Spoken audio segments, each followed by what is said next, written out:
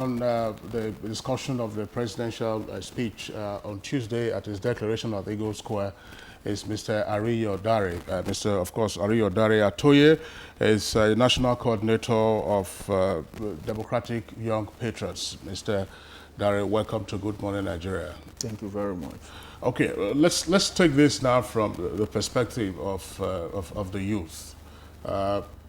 Oftentimes, what you find abroad, that's the commonest expression, is that there is no hope, and young persons oftentimes also fall for that sentiment. Now, listening to the president's scorecard and admission of challenges and promises as to what will unfold going forward, what is your prognosis with regard to the aspirations of Nigerian youth? Yeah, thank you very much. I think something very, very important in that speech by Mr. President that many Nigerians have not been able to factor. It's actually what defines me as a person. And that I don't take it out in everything I do, the God factor. And the whole world is in a mess today because we have departed from the way of God. I used to tell people, I said flight MH370 could be located in 7 days. We can end insurgency in Nigeria in 40 days. Something very important that Mr. President said was that he consulted God to contest for a second time. If, as Nigerians, we can return to God, especially the young people, and consult God on everything we do, we will be out of our mess. Like I said, that we can be out of our problem in 40 days as a nation if we understand the God factor. I'm sorry, I'm a bit biblical, but that's what defines me.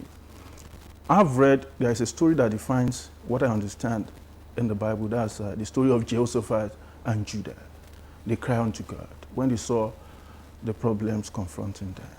If as a nation, we believe in God, we go on fasting and prayers, seeking God for 40 days, suspending everything, God will end this problem. I don't have no doubt about that. God cannot, sorry, I have to cut it. God cannot come down. He needs instruments. He works through the use of, people, instruments, and that includes you and I. Now, he's asking you, as a youth, how have you identified with the content of the president's speech? That's exactly where I'm going for you. Now, saying that, I just decided to digress a bit for you to understand what I think very, very fundamental for us to learn as we young people. Now, having consulted God on what you want to do, then the humility of the president, it's something noteworthy for me. Now, going at what he actually presented, I can put it in like 3 different parts. It's concrete achievement, which are there for everybody to see, which I as a person have been able to read through and have been able to identify certain things that I think Nigerians will actually be grateful for. For instance, is it the agricultural initiatives? And getting directly to about 14 million farmers is not a mean achievement. Dam construction is not a mean achievement. In terms of the rail sector, I know we have a lot of problems as a nation, very, very big challenges in Nigeria, and we have a very long way to go. But you see, government is not about those who are in government alone. Government is me and you. Government is about everybody. And I think one thing we need to do as a nation is that to redefine what governance is all about, so that we will not leave government to those who alone who are elected into public offices to solve our problem. What role am I expected to play as a nation? What role are the media people expected to play as a nation? Let me tell you something. Since this beginning of insurgency, I'm yet to see a media station doing a documentary on the problem in the Northeast as a social responsibility, that we have to stop insurgency, as a social responsibility of a media station, that this is doing a documentary of this problem, that this is what we need to do. What have I done? as a Nigerian The to media, contribute? I'm sure Kingsley will agree with me. The media, fine. The media might not have, done as much as expected, but you will agree that the media has also been on top of the Absolutely, issue. I But agree. what have people like you, the youths, because the president had admitted, and passionately too, that the determination to surmount insecurity in this country is not the responsibility of the political class alone. He's also referring to people like you and I. So where do you situate the youth? Thank you very much. In 2012, we organized a summit, and it's online. People can Google it on my name, where we issued a statement in 2012. And the first item on our communique in 2012 is that our security challenges should be defined as a national problem. That if we don't define as a national problem, we will not be able to situate the roles of everybody within. Now, we went further to identify the roles of the royal father, the roles of politicians, the role of the youth, and what we need to do, each sector of the society. That is the beauty, that was the beauty of that conference. But you see, some people just believe that security of lives and property, which the Constitution places squarely, on the lap of the people in government. But again, beyond that, we, the local government chairman, the people at the grassroots, everybody, we all have a role to play. For instance, as we are fighting insurgency in the Northeast, what stops the local government chairman, what stops the traditional ruler to put in place a de-radicalization program? That, okay, while we are fighting these people, let more of our children not join. Let us start a program whereby we can reorientate them to ensure that we don't have more armies falling into the hand of insurgents. Government may not have time. Federal government may not be doing that now. But the state government, the local government, all these people can be involved. Me, as a person, what am I doing?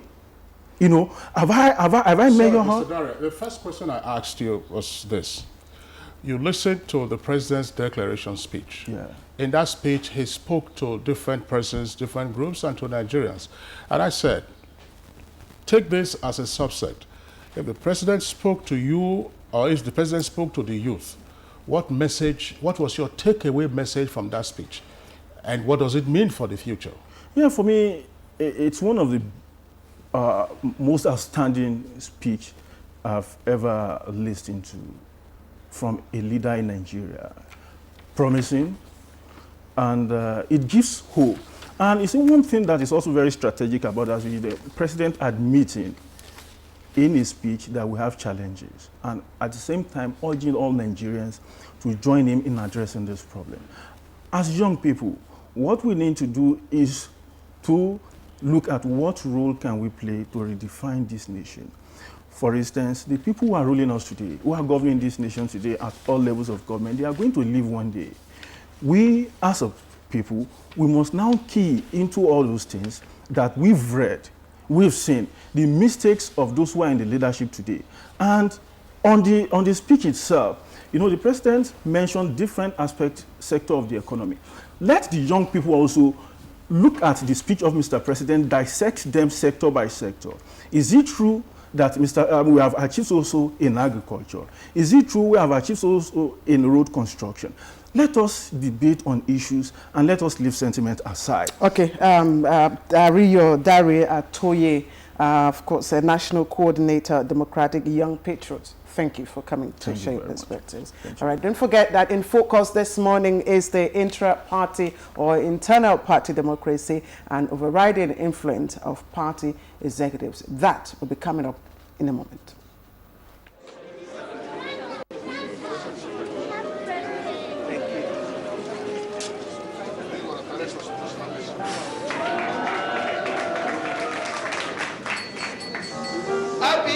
Happy birthday to you.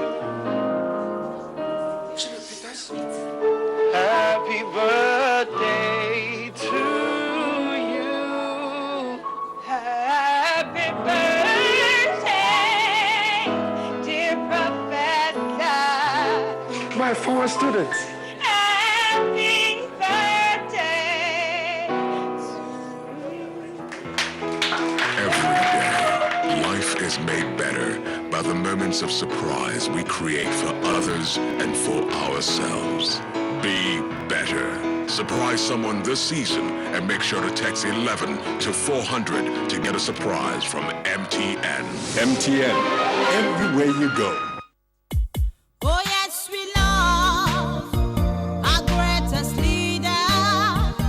Nigerians love you. Oh yes, we do. Good luck, Jonathan. Oh yes, we love you, our leader. Nigerians love you. Oh yes, we do. Good luck, Jonathan. For you feel our heartbeats, provide for us all our basic needs. You give to us all the good luck that we share, transforming Nigeria from backward to forward ever, forward ever. Yeah, transforming Nigeria from backward to forward ever, forward ever. Honor to whom it is due. Good luck, Abella Jonathan. You are the best president of Nigeria. This message is brought to you courtesy of Transformation Ambassadors of Nigeria. Dan.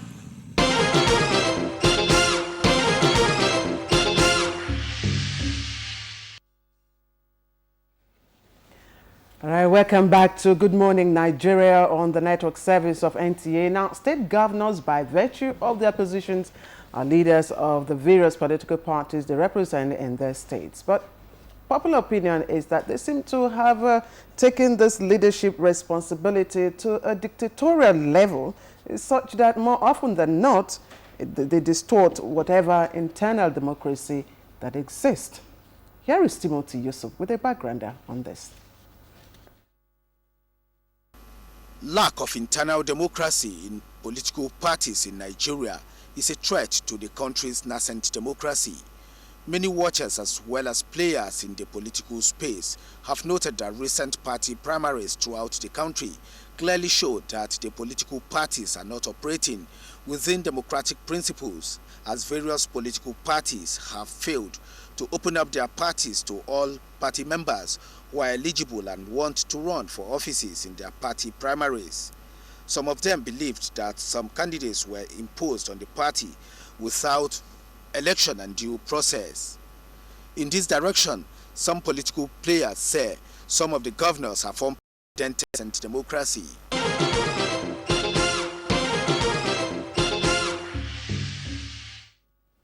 To discuss this issue, we have two guests. Right here with us in the Abuja studios is the former governor of Yobe State, Mr. Abba Bukar Ibrahim. He is also a sitting senator. Senator Abba Ibrahim would like to welcome you to Good Morning Nigeria. Thank you very much. And My pleasure to be from here. The Lagos Network Center is Dr. Kyle of the Department of Political Science of the University of Lagos. Dr. Eswola, welcome to the program.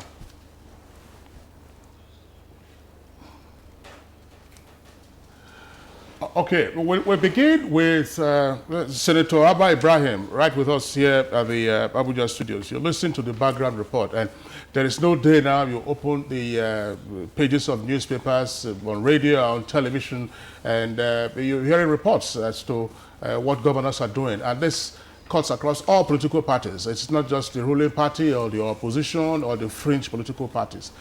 We're seeing a situation where, as it were, governors have become oligarchs, those tiny minority who control the political system. And it starts this way. At the state level, the governor is seen as the leader of the party, even where there is a chairman of the party. Why have we reached this pass that is almost invariably hobbling our democracy? Well, thank you very much for this question. You have just said it all. You said governors are seen to be the leaders of their political parties. It's not just seen, they are described as the leaders of their political parties. In some parties, in fact, they have it even in the constitution, that they are the leaders, while the chairmen are chairmen of the parties. And obviously, when somebody belongs to a political party and he's the governor of the state, elected by everybody, you cannot have two leaders. You cannot have the governor and then the chairman of the party more powerful than the governor, or vice versa. That's why I think the documents, and people have generally taken the given the leadership to the governors as the number one citizen in that political party, in that state only. Then the chairman of the party, of course, do also have influence. They do influence a lot of things. And because the governor sits at the top, sees everybody, hears everybody, at the end of the day, he makes up his mind as to which way to go, because he is in touch with everybody.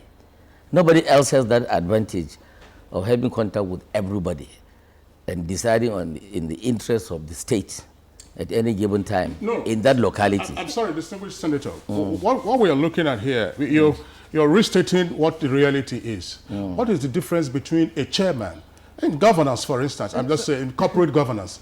If you have a chairman of a board, you have a CEO. The CEO is below the chairman. Now you are saying in a political construct, you're having a leader, and then you are having a chairman. This is a political party, not the entire governance of the state. And you do not have a one-party state, as it were, in all of the states. How did we come to this? Is it because governors have access to the team? Exactly. I wanted to add, Yes. just to add. That's part of it. Yes, just to ask, sorry, Your Excellency, is the position conferred by any provision in the Electoral Act or even in the party rules? Or is it just a position that, is assumed as a result of the governor's position as the executive governor of a state? Precisely. I think the latter is the truth. It's an assumption of responsibility. It's an assumption because, as I said earlier, one, they are elected by the people. Two, they control the treasury. They control the money or the resources of the state with their cabinets and members of the State House of Assembly and so on and so forth. So somehow along the line, their influence becomes overbearing. It's really not supposed to be like that. Ordinarily. What are we supposed to have? Ordinarily, as far as party matters are concerned, the chairman of the party should be superior to everybody else. He's also elected anyway, ordinarily. But the thing about practice is not necessarily the theory that prevails at the end of the day. At the end of the day, because of their powerful position, the fact that they control resources, the fact that they have contact with everybody makes them more powerful than the chairman. But in theory, as far as political matters are concerned, the chairman should be superior. I have not seen any party where the governor is in writing declared as the leader of the party. It's not there in writing, but that's usually how it ends up. It is how it has ended up now, and it is what is likely to go on until maybe we get to a certain stage when, you see, all this is boiled down to one problem. The problem in this country is we don't have enough educated people to stand up for their rights. The solution, the long-term solution to most of these our problems, which we are not happy with, is education. And unfortunately, no leader so far, even up to today as I talk, has declared free and compulsory education to liberate all Nigerians. If Nigerians are as educated and liberated as people in developed countries of the world, what you are talking about will not happen. No, well, that's a long-term thing. It's a Yes. responsibility also of the governors. If we want a solution, we have to go for the long-term thing. Well, that's fine. This short-term is not going to work. I don't. We'll come to the solutions. We hope we have enough time to do that. Yeah. What, in your opinion, is the consequence of the role of the governors as oligarchs?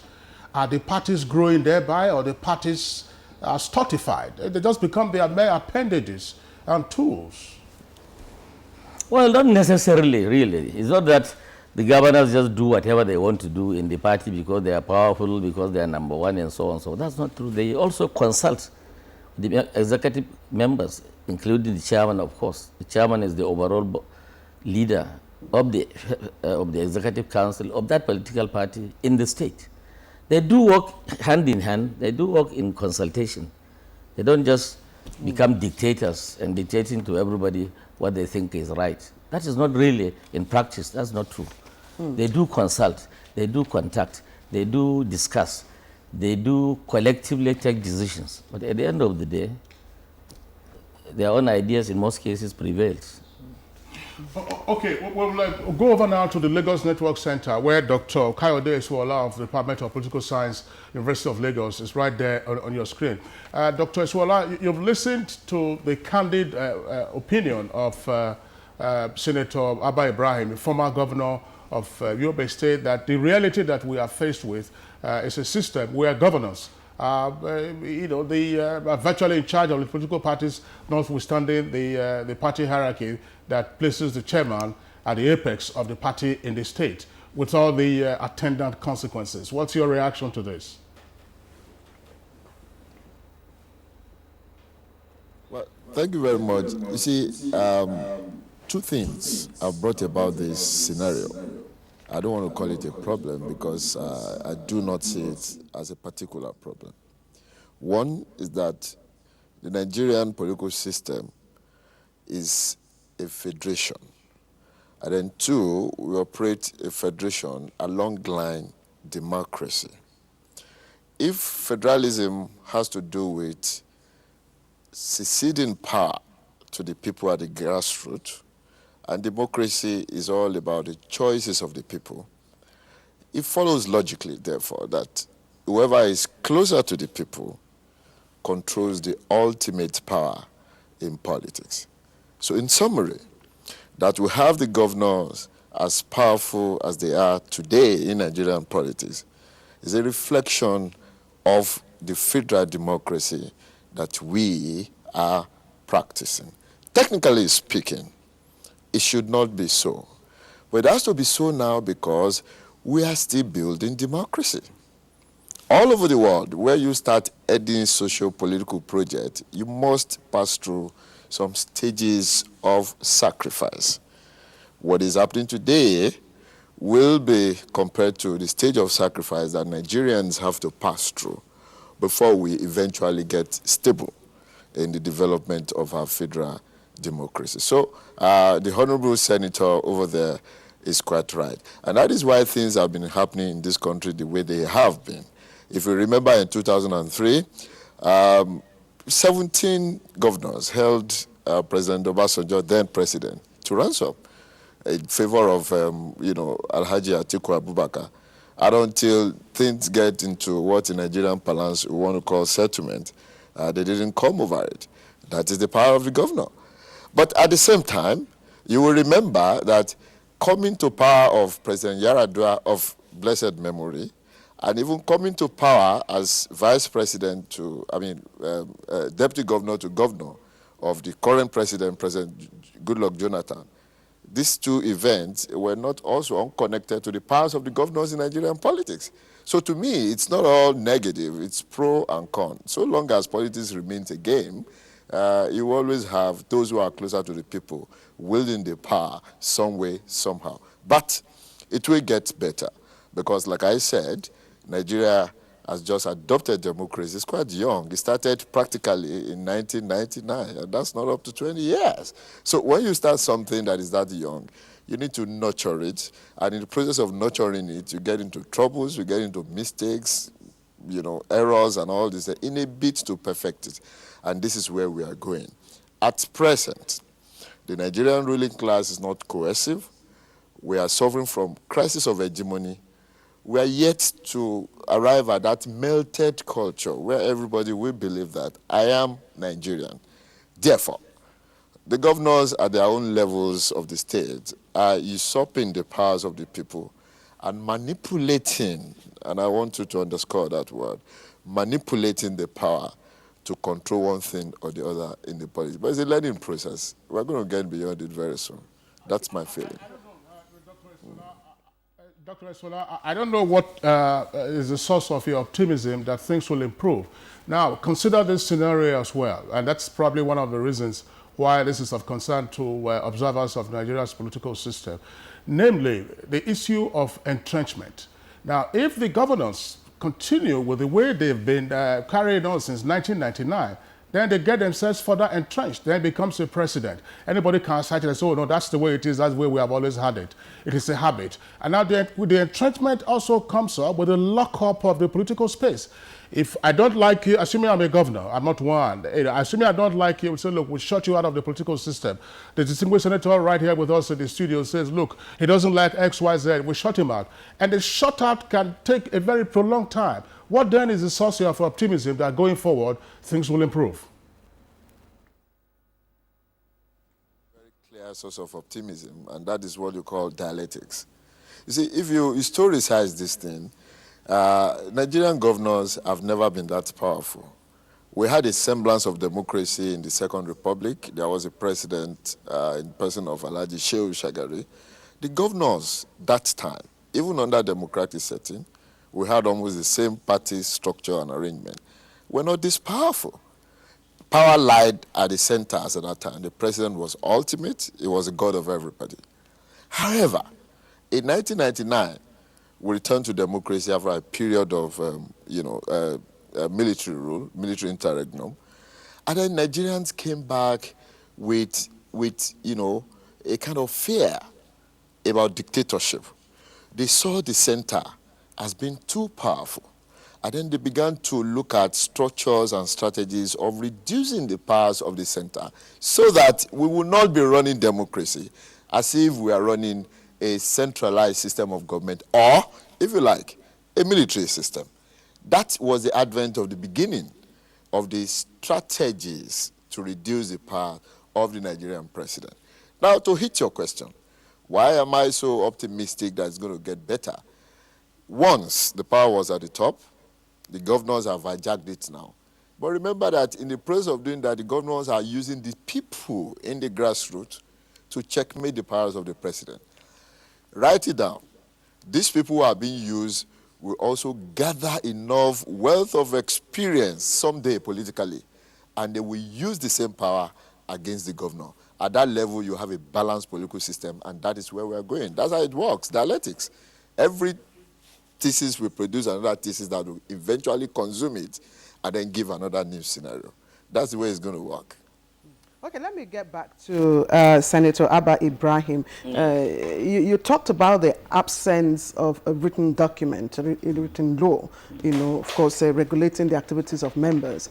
Now, I know in other climes you have either an internal law or regulation or external regulation as in the Constitution, having, direct law on how, the leadership structure is formed. Now, without this written internal law within the parties, how can political parties stabilize the polity? How can they play their, their role as an integral part of the democratic institution? Well, thank you very much. What Dr. Eshola said is very true. What is happening at the state level is also what is happening at the federal level. Today, the PDP is in power. Today, we have a PDP president, a PDP chairman, national chairman, who is executive, is working committee and all that. And everybody knows the president is the leader of PDP. And when people start taking matters, very serious issues and very serious decisions, they always run to the president first, before the party leader. That's exactly what is happening at the state level as well. So, as he rightly said, with time, the fact that we are discussing this now as a problem means there will be a solution eventually. And that solution is for the party to be superior to the executive. Is the solution, will the solution be having rules, internal rules, structured? Yes, that internal is democracy. On every member. We must establish internal democracy, and we must be guided by internal democracy. That's the theoretical aspect of it. The more of the internal democracy we have, the better. But for now, the internal democracy is really very limited. The governors can hardly allow it to be practiced because there properly. Are no rules. And the same happens at the federal level. The president will hardly allow the parties to operate at that level. Distinguished Senator, do you have rules? Do political parties now have rules and regulations, established rules and regulations? Of course they do. They do. It's, besides being the overall boss of the party in the state, there are other aspects of the party which the executive control. It's not all about who is the boss. The other people are also contributing their own quota to running the party. It's just not the governor alone who runs the party. It's just that he is, at the end of the day, he is the leader, and his decisions are usually taken very, very seriously. It doesn't mean that all his decisions are final. I understand, but you know, you're responding to the issues that Claire's been popping. Namely, if you had laid down rules, it might be a lot easier. It might be a lot easier to sort out the relationships amongst the power brokers in the political party. Yes. But for you, gentlemen, I'm saying yourself right here with us, and then Dr. Iswola at the Lagos Network Center. Let's look at the factor of the individual as contributory to the situation we now have, following from the analogy that you used at the federal level. The president is the leader of the party, and then on and on. Now, at the state level, you say, okay, by practice now. At the local government level too, the chairman. At the state level, subnational level, you have the state governor. And at the local government level, the chairman of the local government. That's right. I just want us to take a look at this. In terms, the same powers. I'm sorry, sir. In terms of the personality factor, we've had a situation in this country where at the federal level, I'm sorry I use this expression, but that's the best way I can immediately describe it. You had a leader who bullied, as it were, state governors. And now, at the moment, you have a leader who is not a bully, who would not say, look, this is the person I want to contest that particular seat to the national level, or this is the person, this is the anointed. You don't have a scenario of anointment. Now, is it a personality factor that brings about this, as it were, the overwhelming influence of governors at the state level and asphyxiating the growth of the political parties? I think it's a mixture of both. You have the personality factor. You also have the powers as written in the constitution of any political party. The two really move hand in hand. It's neither of the two is more powerful than the other. As you rightly said, a personality, very strong personality, will bully everybody because he has everything under him. He is the leader. He is the one elected by the people to govern the country or the state, as the case may be, or the local government, as the case may be. So obviously, it's a mixture of both. You cannot work with one in isolation to the other. Well, whatever happened, Dr. Iswola made reference to what happened in the Second Republic, and some of us, were observers of that, of what happened at the time. I recall during the Second Republic, the party caucus was a very influential organ of the party. It was. There appears in the current dispensation to be less emphasis, and rather we are looking at the individual leader, as you said, at the local government level, chairman, at the state level, governor, at the federal level, the president, and governors have turned around sometimes now, to gang up and blackmail for their particular ends. Whatever happened to the idea of a party caucus? Well, the party caucuses are there, quite all right. They do make their own contributions. It's just that they are no more as powerful as they used to be, and they are supposed to be very powerful. And the fact that, that's why I said, the fact that we are discussing, we are talking about it now, means a solution is inevitable. We will eventually get to where you want us to get to. But for now, the reality on the ground is that the governors are more powerful than the caucuses. The president is more powerful than the national caucus. But you see, the chairman of local governments that are more is causing a lot of friction. Caucuses. That is causing a lot of friction right now in the politics. It's also solving a lot of problems. It's heating up heating up the politics. And Dr. Shola, again, I'd like to pop up the same question I asked distinguished Senator Abba Ibrahim. If you look at what is going on at the moment, on one hand, some people are already kicking against the outcome of certain primaries already conducted because of imposition of candidates.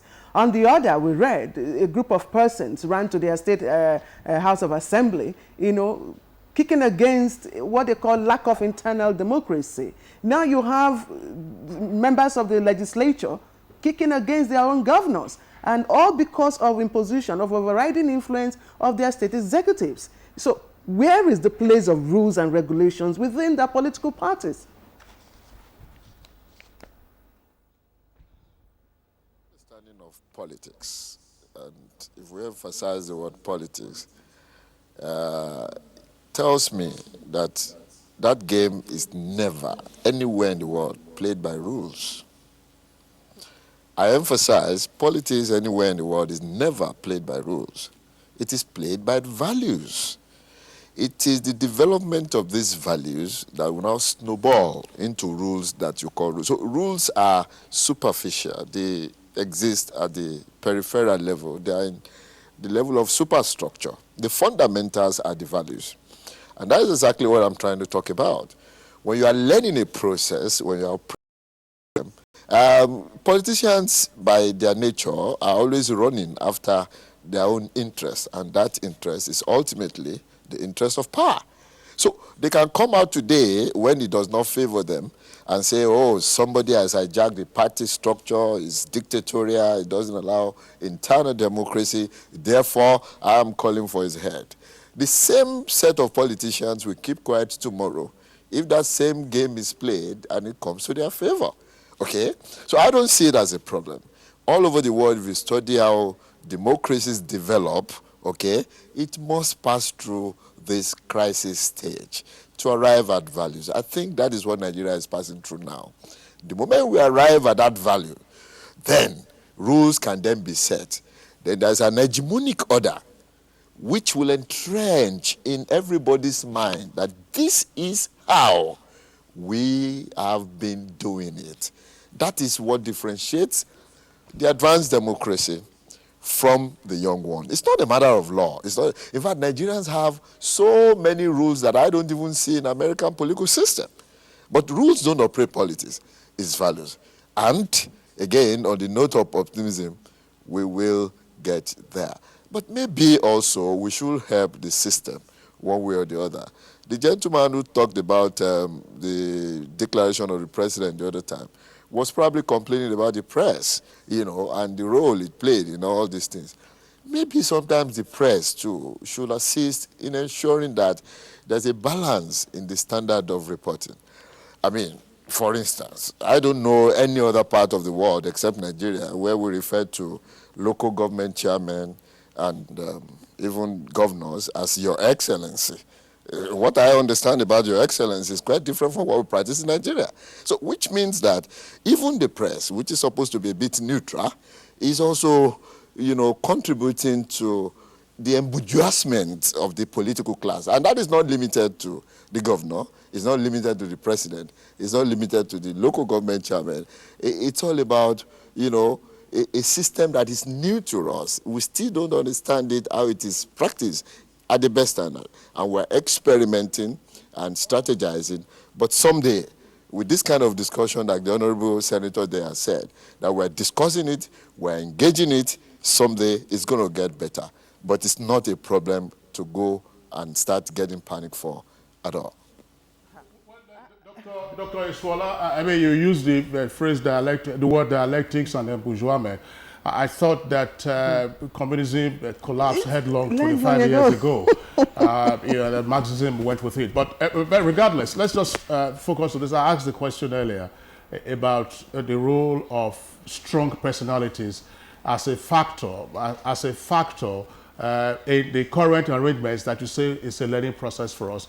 I would like you to bear this in mind because we're taking a short break now. I will return to that question of the personality factor as, you know, a cause of the hiccups that we are seeing versus what we saw in the Second Republic, to which you earlier referred. As I said, we're taking a short break now, and we'll return. We'll get back to you. In the meantime, we'd like to sign off Senator Abba Ibrahim.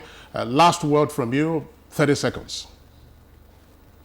On this issue, on this issue, Senator, well, because all along you have been talking from the point of view of being a former governor.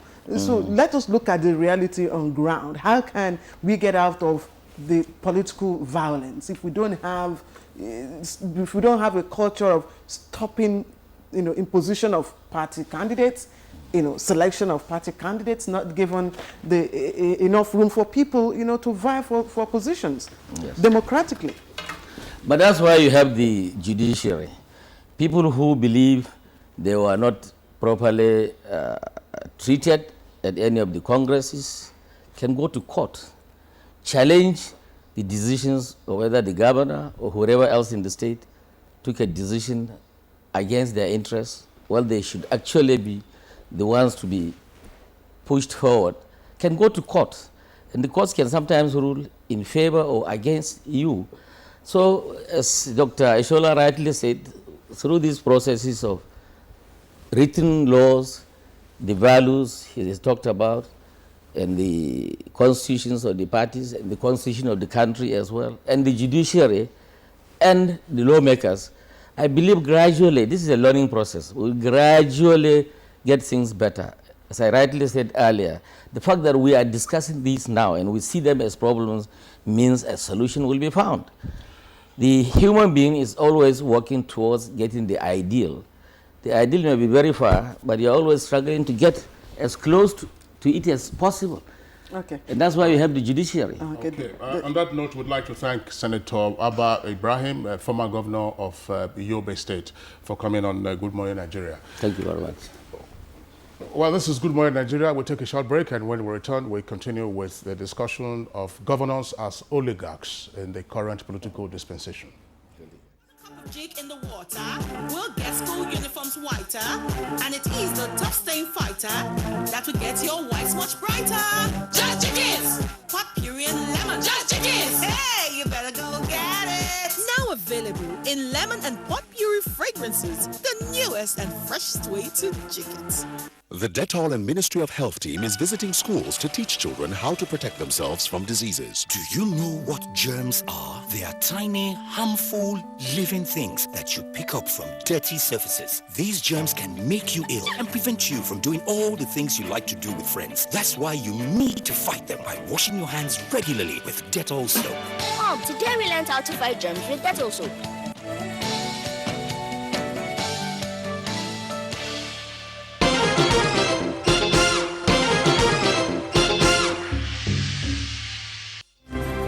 A new day is almost a clean slate.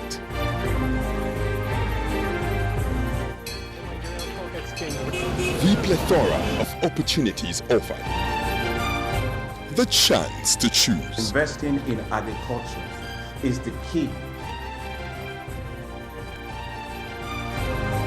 Of opportunities offered.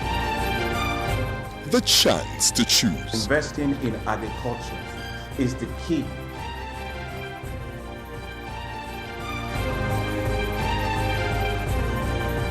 Set your agenda. Begin your day. Good morning, Nigeria. All right, we are discussing the role of governance in the current political dispensation and how this has hobbled the growth of political parties through the various crises that we have arising from the very challenging question of ensuring internal democracy in the political parties. Two aspects: the governors control the purse, and therefore, in a sense, are said to act as plutocrats. On the other side, they are also a very small number and control the political system in their favor, or sometimes, or under their, according to their wishes. And in that sense, they are also seen as oligarchs. We've had two guests already. The last guest just left, but we still have at the Lagos Network Center Dr. Eshuola. Now, joining us right here in the Abuja studios is Mr. Inua Bala. Bala, of course, is a former commissioner in Borno State. Mr. Bala, let's begin with you. There's a question that is pending for the Lagos Network Center, but let's begin with you. You've seen governors. Governors at work. You've seen governors also operationalize partisan politics. What's your take on the view that they exercise an overwhelming influence that is unhealthy for political growth? You see, at the risk of sounding supportive of what the governors are doing, we operate a system where everybody scrambles for what is on the table. Unfortunately, the resources are on the tables of the governors. And so if you come for what is before me, naturally you have to bow. And so when we go to scramble for what they have, we have to cave in. And that is how they took control. Control of the political parties, control of the polity generally at the state level by the governors has tended to become a norm of evasion. And I think until we recalibrate the political system, the governors will continue to be in charge. We can only continue to be complaining. Well, if you recall, I mean, after the fall of the Second Republic, I mean, there were questions as to the legality of those trials. Some governors were actually jailed for contributing to political parties. But here we are. I mean, that's not the situation. We're talking about governors having their hands on the till. Whatever happened to political party members contributing religiously their subscriptions to ensure the sustenance of the party rather than running to the state governments, that use security votes for all of this purpose? Well, people have tended to look at politics as a means of enriching oneself. People do not look at it as a means of contributing to societal development. And so when you come to take from a system without contributing to it, naturally you compromise certain values. Over the years, the laws are still there that we should not take public resources and fund political activities. But like I said, they have now become norms of evasion to the effect that governors do not distinguish between state resources and resources meant for their personal businesses or even for political activities. And that is why rallies are run by state government funds. Party offices are paid from state government coffers. Party officials are paid from state government coffers. And naturally, you don't expect the governor to sit back in a situation where he does not even distinguish between his own resources and the state government resources, to sit back and look at these people benefiting from what he thinks is his own and get away at the end of the day with it. And so he tries to take control not only of the party, but also of the officials of the party. You just talked about funding, yeah, and the fact that state governors, by the virtue of their economic power, they control, the funds. Yeah. So they take leadership of the party. So how do we get out of this godfatherism issue? Shouldn't there be a well-defined funding mechanism for political parties? Unfortunately, Nigeria is a country where everything goes. It is a contraption, really, for governors to want to fund and take control of political parties, because that is not the conventional thing to do. But here we are, even the laws that we make, either as lawmakers or as interpreters or as even executioners of such laws, we do not abide by these laws. It is not as if it is not an offense in the Nigerian laws for public funds to be used for such activities. It did not start just yesterday. It started a very long time ago. At a point, some leaders, emergent leaders of certain regencies back, do not seem to realize that they can on their own thrive. And that was why they look up to people to either raise them up by the hand and make them succeed. And so when they come to them, before I raise your hand, naturally there is a price you need to pay. And that price is loyalty. And in being loyal, you have to be submissive. And in being submissive, you have to also appear to lay down for me to step on your back and do certain other things. Unfortunately, these people are not honest. These people are not sincere in some of the things they do. And that is why they always look for stooges. They always look for people they can trample upon to rise to higher levels. Most of them do not lift up the other without being referred to as godfathers, because they do not in the first place want them to grow to their own levels. Okay, let's get back to Lagos. Lagos, where Dr. Siola is. Dr. Siola, I don't want to believe that in other climes, one person controls the funding mechanism or funds the party. Every member of a political party is supposed to be a democratic system where everybody participates, equally, isn't it? That's the ideal. Absolutely correct. If you have probably listened to me in other fora, I have always been criticizing the Nigerian political participation system. We, as a nation, keep on funding and probably overfunding INEC to perfect the process of election, as if all it takes to have a good democracy is election. That, in my view, is absolutely wrong and is dangerous for the development of our polity. Nobody somewhere is talking about how to perfect the process of political participation in Nigeria, part of which is the issue of party funding, party membership that you have talked about. There are no rules. It's amorphous. It's happy-go-lucky. People just come out and do anything. Whereas if you look at the advanced democracy of the world, again, you have to mention the United States because that appears to be the perfecter of democracy that we're talking about. Family members can contribute to political parties to a particular extent. There's a deadlock. You cannot give beyond what you are supposed to give. I can't remember the figure any longer. Corporate institutions can do so, but there's a deadlock. And of course, individuals can also do so. There's a limit to what they can do. It's only in Nigeria where you even have pastors of churches who collect money from the poor mango sellers, the garri sellers on the street, contributing money to fund political parties because they have ulterior political interests. Now, the Nigerian government has not established an institution to work on all these other aspects of political participation, party membership, monitoring of people and all these things. All we do is the 4 yearly rituals of election. And then we get the elections right. Jega is fantastic in terms of organizing election. But then after the election, what happens? The system collapses again because we are taking one side of political participation. So I agree with you that party funding should not be left into the hand of a man because he who plays the piper in the common proverb dictates his tune. Once you allow somebody to hijack the funding of a party, the person directly or indirectly also hijack the control of the party. And that is going to spell doom for our democracy. But the government needs to do something as urgently as possible in terms of ensuring balance in the aspect of political participation. It's not just election.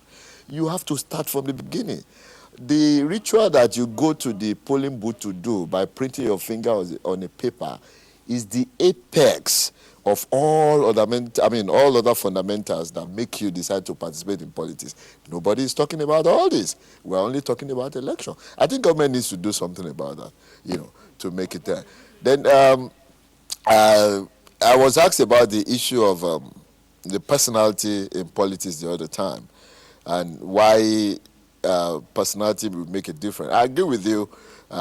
We're in study of political behavior, and I know the impact of personality in shaping politics. But in Nigeria, from 1999, it has been a mixture of personality and terrain. There was a president in 1999 who ran till 2006-07, who was perceived to be a very strong personality. Yes, there's no doubt about that. But he was able to exhibit part of the strength that he exhibited, probably because he was dealing with other governors whose personalities were not also strong enough to challenge him. In the current dispensation. All right, that's the much we can take from the Lagos Network Center. We're pushing close to the last lap of the program this morning. Dr. Kayode Suola, Department of Political Science, University of Lagos, thank you for being with us. We'll come back to Mr. Inua Bala, former Commissioner for Information in Borno State. Now, let's look at this. Yes, we are discussing all of these realities and tendencies, but isn't also there emerging now some countervailing force to the influence of governors? The Senate last week, as it were, was virtually paralyzed because senators from a political party, the PDP in this instance, felt that they needed to also exert their influence.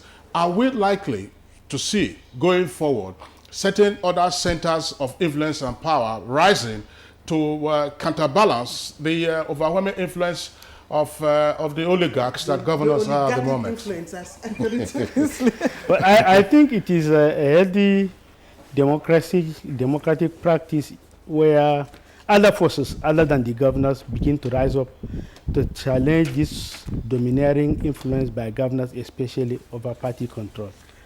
But in addition to what we may do within the political system, I think the INEC also needs to sit up, maybe enforce the necessary laws, evoke the necessary provisions as to the control of the polity by ensuring that an individual's whims and caprices do not necessarily determine what happens in the polity. It is a good thing that the senators now realize that governors of course, maybe leaders of the party at the levels, but they are also leaders in their own rights, and so they should also be given the rights to exercise their influence in the various areas that they control.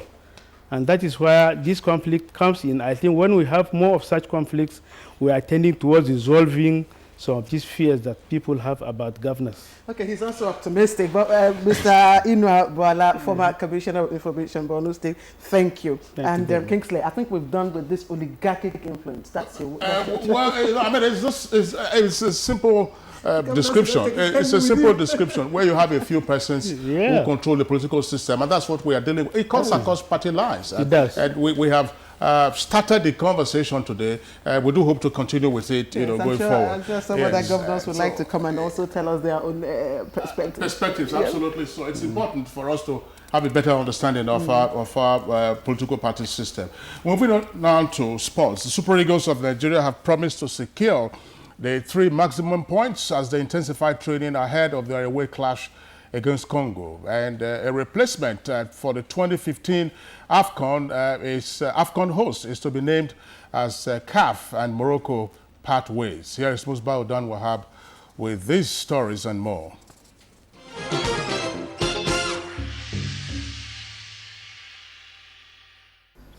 Hello then, welcome. Let's talk sport now. Confederation of African Football CAF says it will announce the alternate host of the 2015 African Nations Cup any moment from now. CAF President Issa Hayatou said he expected the name of the new host country of the 2015 tournament to be known in 3 or 4 days. Speaking to a French radio station, Hayatou reiterated the reason why CAF want to keep the date for the continental showpiece at January 17 to February 8 next year, mostly to do with TV rights and the release of players from their clubs. Hayatou also did not rule out the possibility of co-hosting between 2 countries, confirming that they had received some interest on Monday when it became clear Morocco were out the loop due to their fears over the Ebola virus. Morocco was formally ruled out as host and expelled from the finals of next year's African Nations Cup, having insisted that the date for the tournament be shifted. Meanwhile, just some days to the must-win African Nations Cup qualifier against Congo, Nigeria Super Eagles are intensifying training in Abuja under the tutelage of Stephen Keshi. Now, let's see how the training session went on Wednesday evening. Super Eagles players and technical crew are optimistic that the tempo and fitness in the camp will give them good results against Congo in the AFCON qualifier on Saturday. The team, which began training in Abuja on Tuesday ahead of the must-win match, told newsmen that they will go for the maximum points in Congo. There's total commitment and concentration, which is the intensity of the training yesterday was high. So if we can keep that level going today, tomorrow up to Saturday, I think we'll come out good. The spirit is high, and then we know how important these 2 games are to us, and we'll do everything to win the 2 games. The Nigeria Football Federation Electoral Appeals Committee on Wednesday resumed hearing of petitions from aggrieved stakeholders that participated in the September 30 NFF Elective Congress in Warri, Delta State. Suleiman Muazu petitioned that both the NFF President and First Vice President are from the southern part of Nigeria, a position defended by NFF First Vice President Sheyi Akiwumi, who expressed surprise that no objection was raised on the matter until after the election. The hearing continues on Thursday. To tennis now, Roger Federer produced another masterly display to beat Kei Nishikori 6-3, 6-2 and move a step closer to the semi-finals at the ATP World Tour Finals. The 6-time former champion was at his imperious best to subdue the 24-year-old US Open runner-up. Although this year's tournament is still to witness a 3-set match, the entertainment set up by the world #2, Federer and Asian trailblazer Nishikori kept the capacity O2 crowd enthralled for 1 hour and 9 minutes. Similarly, home favorites Andy Murray stayed afloat at the ATP World Tour Finals with a 6-3, 7-5 defeat of big serving Canadian Milos Raonic after losing to Japan's Kei Nishikori in his opening Group B match at the season's finale on Sunday. Murray knew only a win against Raonic would keep his hopes alive and he duly delivered with a solid display at a jam-packed O2 Arena. Murray needed one break of serve to clinch the opening set and struck again at 5-5 in the second as Raonic faltered. He clinched victory in 1 hour 31 minutes and on his second match points, and we now go into his final Group B match against Swiss maestro Roger Federer today with a place in the semi-finals at stake. Federer is top of the group with a 100% record after beating Kei Nishikori earlier, and Murray said it will be hard to beat the Swiss. It's nice to still be in the tournament. It's going to be a tough match against Roger. He's played 2 very good matches so far. He likes the conditions here, so I'm going to have to play very well to win that one. And that's sports this morning. The program continues very shortly.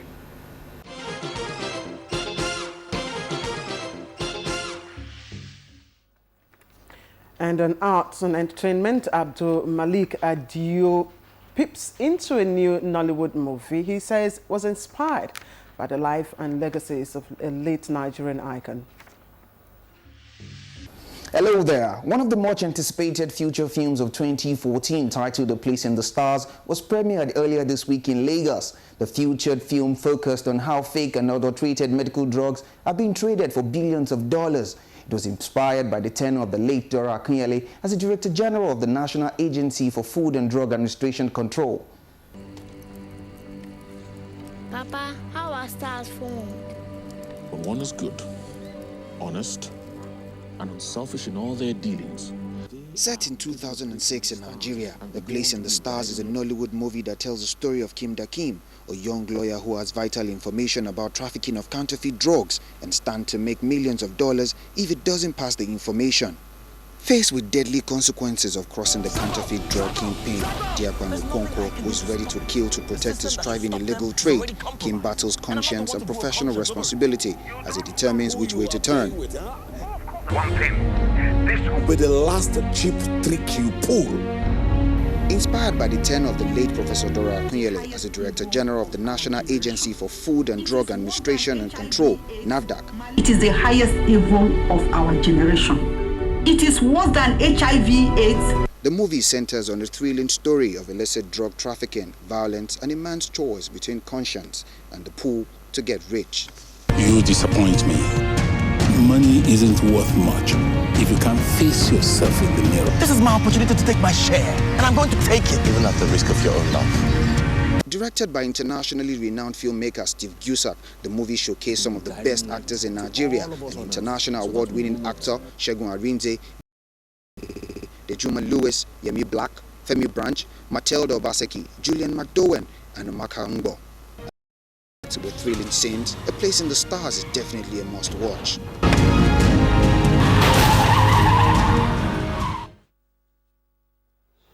All right, and with that Place in the Stars that we must watch, we come to the end of another edition of Good Morning Nigeria, GMN. It came to you live on the network service of the NTA. Again, we ask you to join us same time tomorrow.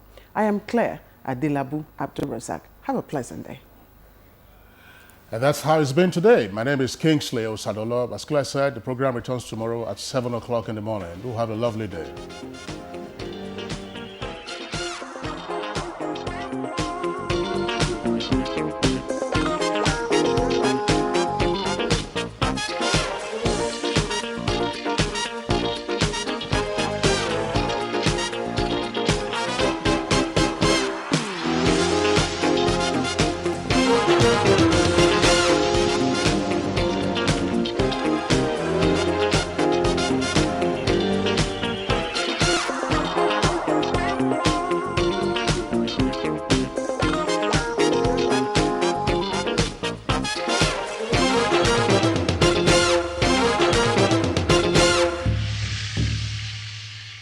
Watching NTA, Nigerian Television Authority. For more, you can follow us on Twitter at NTA News Now, or you can like us on Facebook at NTA Network News. Stay connected on our YouTube channel at www.youtube.com/NTA News Online. Watch our live stream at www.nta.ng/live. NTA, you can't beat the rich.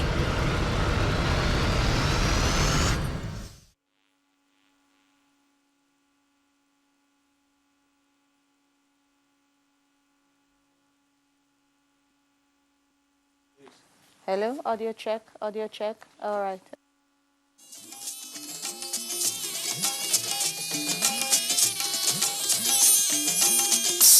This is the network service of the NTA.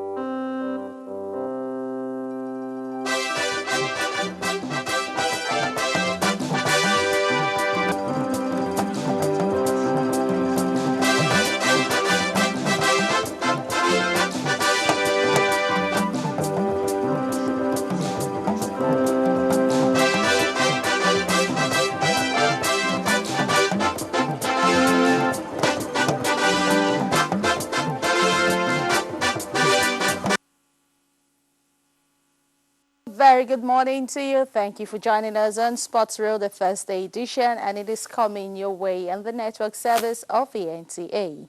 Adeola Omokivie is my name.